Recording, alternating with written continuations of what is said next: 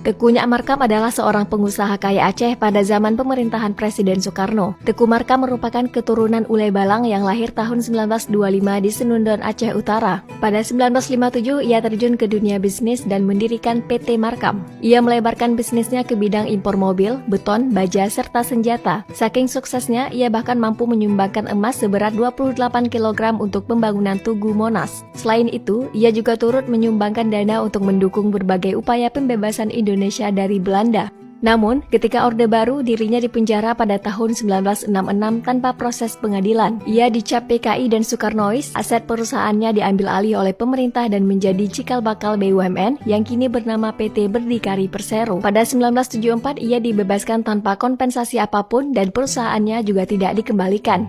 Hingga akhir hayatnya tahun 1985, nama baik Teuku Markam belum dibersihkan oleh negara.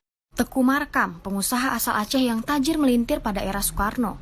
Kalau kamu tahu Tugu Api Monas, nah beliau nih yang menyumbangkan 28 kg emas dari 38 kg. Beliau juga pernah menyumbangkan sebesar 50 juta rupiah ketika Bung Karno mengadakan penggalangan dana untuk kampanye Ganyang Malaysia.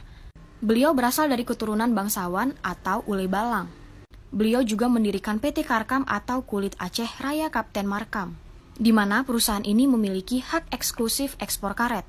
Ya, bisa dibilang saat itu beliau adalah crazy rich di Indonesia. Tapi di balik kekayaannya, beliau pernah bersitegang dengan Jenderal Hugeng karena ingin menyuap Hugeng yang dikenal saat itu polisi anti suap di Indonesia.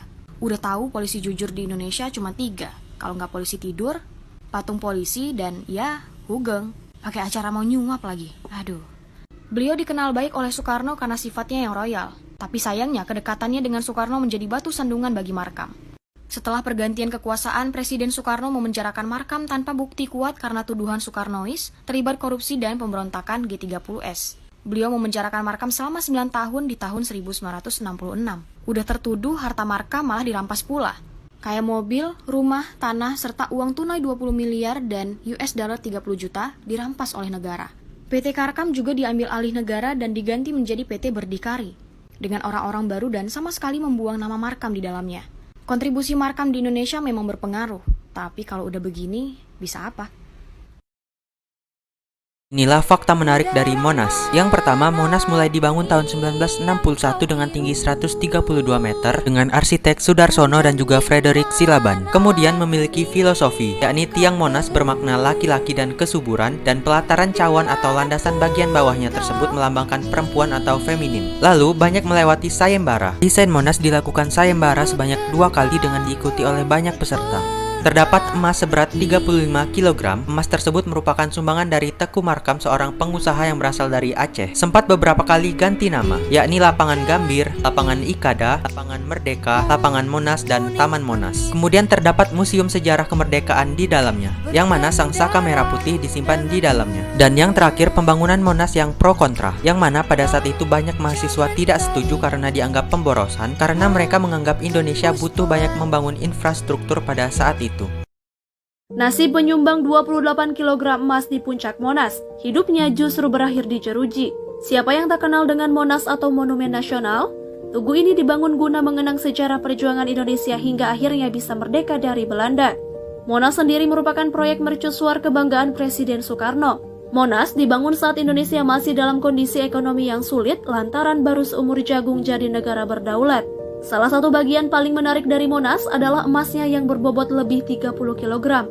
Seorang pengusaha asal Aceh, Teuku Markam, rela menyumbang sampai 28 kg emas saat awal pembangunan Monas.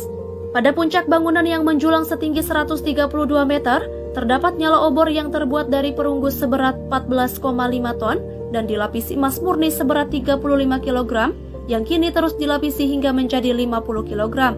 Logam mulia yang bertengger di puncak Tugu Monas adalah salah satu sumbangan dari filantropi Teuku Markam. Teuku Markam juga ikut serta membebaskan lahan Senayan sebagai pusat olahraga terbesar di Indonesia. Teuku Markam sempat dikaitkan sebagai anggota kabinet bayangan Insinyur Soekarno. Tak mengherankan, namanya tidak bisa dilepaskan dari keberhasilan perekonomian Indonesia di zaman Orde Lama. Teuku Markam merupakan keturunan Ule Balang yang lahir tahun 1925 di Senudon dan Aule Kapli Panton Labu Aceh Utara dan dinamai Tengku Marhaban. Dia sempat menempuh pendidikan sampai kelas 4 SR atau sekolah rakyat. Saat usia remaja, Teuku Markam memutuskan menempuh pendidikan wajib militer di Kota Raja. Teuku Markam berhasil menyelesaikan pendidikan tersebut dan tamat berpangkat Letnan 1. Dia juga sempat bergabung dalam Tentara Rakyat Indonesia dengan ikut pertempuran di Sumatera Utara. Teuku Markam juga pernah menjadi ajudan Jenderal Gatot Subroto pada 1957 setelah berpangkat kapten. Namun, dia kemudian banting setir menjadi saudagar karena merasa tak cocok dengan dinas militer. Teuku Markam kembali ke Aceh dan mendirikan PT Markam.